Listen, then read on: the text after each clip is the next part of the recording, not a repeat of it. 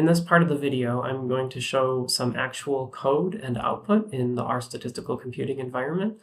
And I'm working with this code file, regression_interactions.r, that you should have available to you if you want while you're watching this video. I'm showing the code file on the screen right now as an example, and I may return to it in order to point out particular parts as I go along.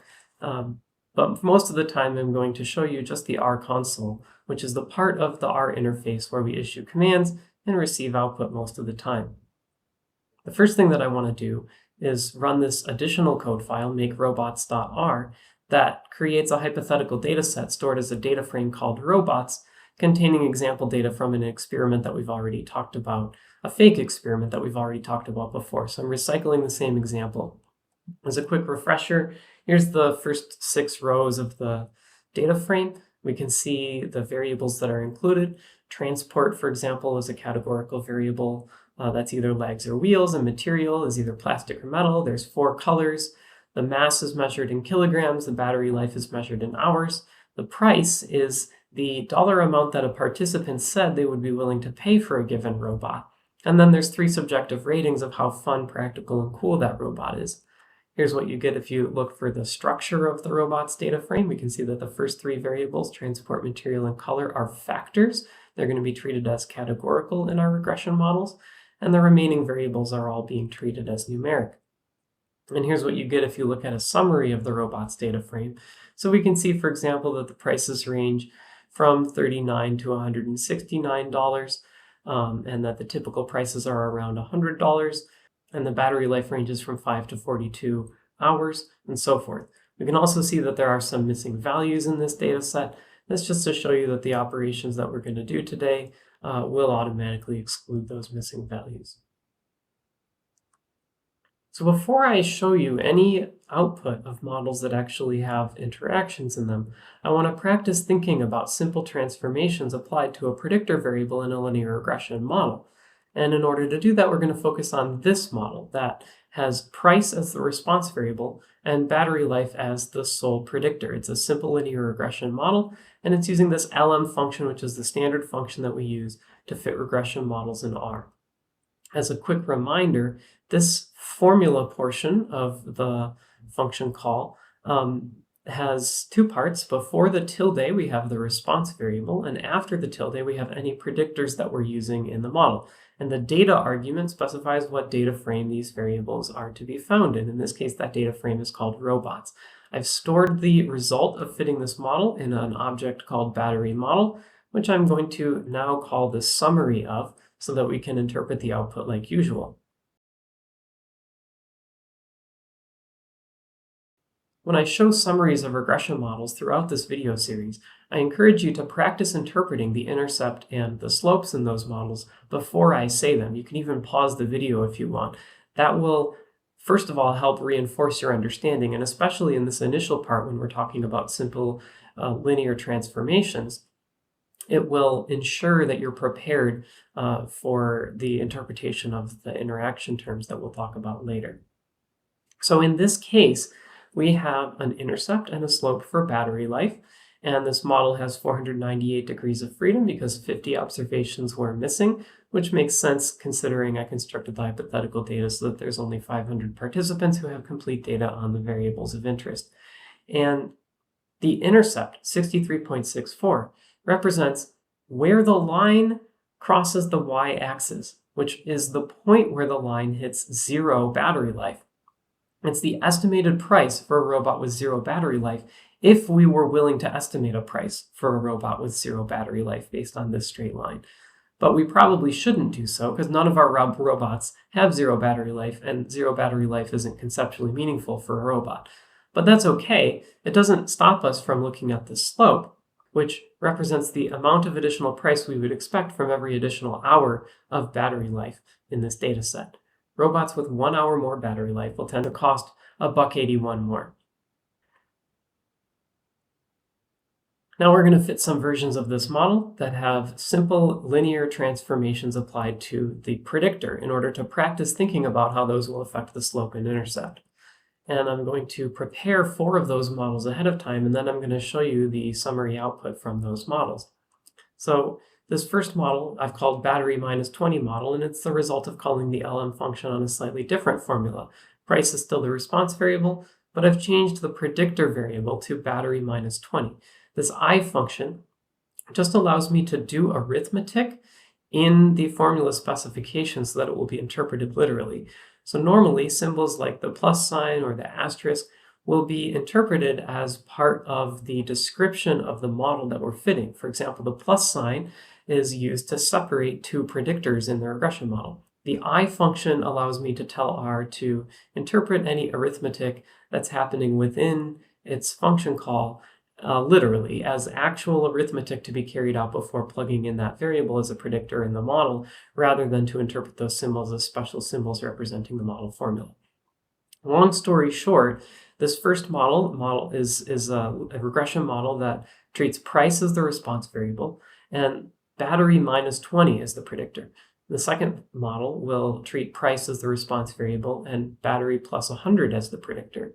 The third model, price will be the response and battery times 60 is the predictor. And in the fourth model, battery divided by 24 is the predictor.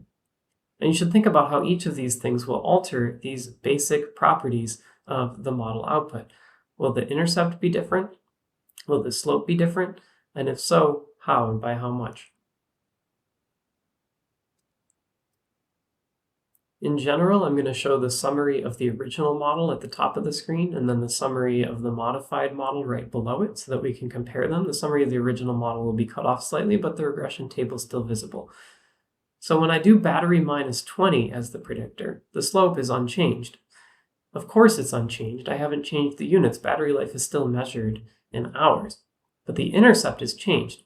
And some people might expect it to go up by 20, but that's not what happened. It goes up by 20 times 1.8 because the intercept in this model represents the estimated price for a robot with 20 hours of battery life. And even in the previous model, we could see that the estimated price for a robot with 20 hours of battery life would be 63.64 plus 1.81 times 20. That's what the slope means. So 63.64 plus 1.8 times 20 should come out to 99.87. And that's what the intercept in this model is.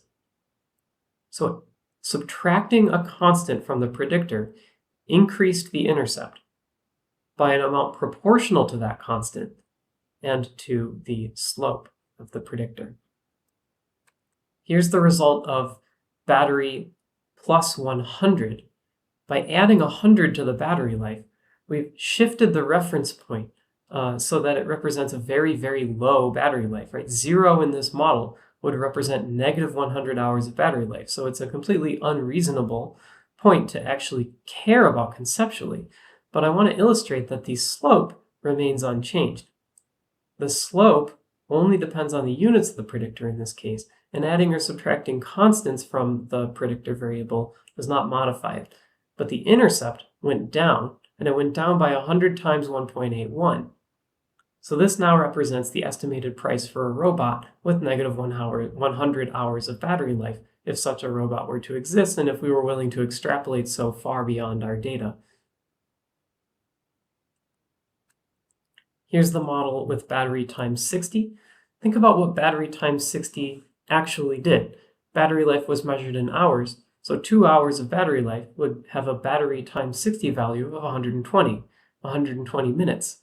Multiplying hours by 60 just gives us minutes. If we've changed the units of the variable, 0 still represents 0 battery life. But now each increment of 1 unit in battery life is an increment of 1 minute instead of 1 hour. So the intercept remains unchanged because the 0 point remains unchanged. But the slope is substantially different because the units are much smaller increments. Previously, we learned that an hour of battery life increased the price by $1.81, and now we've learned that a minute of battery life increased the price by 3 cents. Those are the same things said in 2 different ways. Changing the units does not change conceptually what the model is telling us. It just changes the numbers that it's using to tell us that information. And here's the result of the model with battery divided by 24. Again, I've changed the units to something else reasonable. When the original units were hours, dividing by 24 changed it to days. So if I had 12 hours, 12 divided by 24 would be 0.5, half a day. So the intercept is the same, 0 represents 0 battery life. But now instead of saying that 1 hour of battery life makes the robot cost $1.81 more, we can say that 1 day of battery life makes the robot cost $43.48 more, which is another way of saying the same thing. It's 1.81 times 24. Having practiced that, I want you to visualize why the result is conceptually the same for all 4 of those models. You can think of all of them as just redrawing the x-axis on the same plot. So here's a plotting space that we're going to use. And on the top, I've plotted price against battery life in the original units and drawn the regression line through them. On the bottom, I've plotted price against battery minus 20 and drawn the regression line through it. The point here is that the cloud of points looks exactly the same because it is exactly the same. All I've done is shifted the entire distribution of battery life over to the left by subtracting 20 from each point. This is equivalent to redrawing the x-axis, changing the units so that what was 10 hours now becomes negative 10 hours relative to the 20-hour reference point, and what was formerly 20 hours becomes 0 relative to the 20-hour reference point, and what was formerly 30 hours becomes positive 10 relative to the 20-hour reference point. This is a perfectly reasonable thing to do because now the 0 point represents something we might actually be interested in. And if we were to calculate the value that this line takes on right here, where the x-axis is at 0, that would represent the estimated price for a robot with 20 hours of battery life.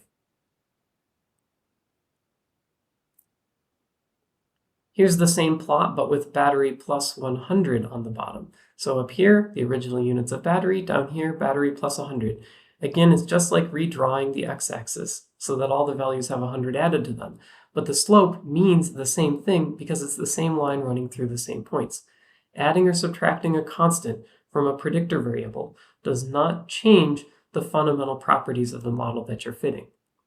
But it does change where that predictor variable hits 0, and thus the interpretation of any values in the model that depend on where that variable hits 0. In this case, that's just the intercept. Here we have the original units of battery, and down here, battery times 60. It's the same cluster of points, the same regression line, but now the slope is much smaller. It doesn't look smaller, but we've redrawn the x-axis, so these units have much larger numeric increments for the same visual increment. So this represents the relationship between minutes of battery life and price.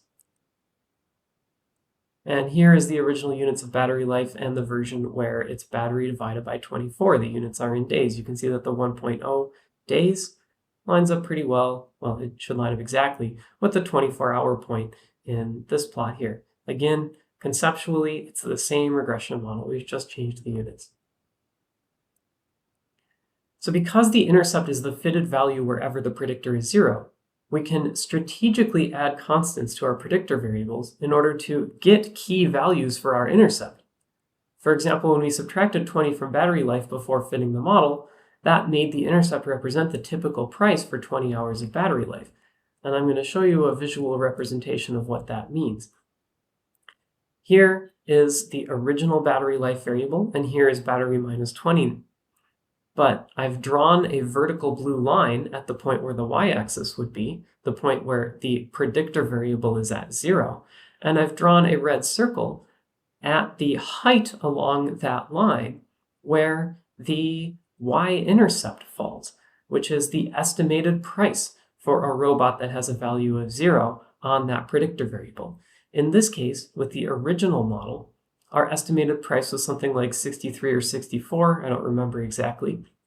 But the point is that it represents the estimated price for a robot with 0 hours of battery life, which is well outside the range of our actual data, but it's still a perfectly reasonable starting point to draw our straight line, which still fits the data perfectly well.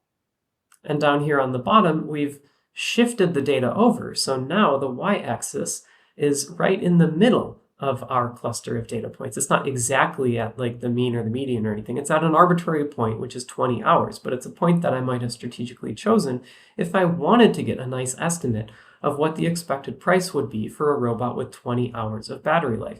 This red point is the intercept from that model, and it should reflect the value that we got in the regression output for that intercept.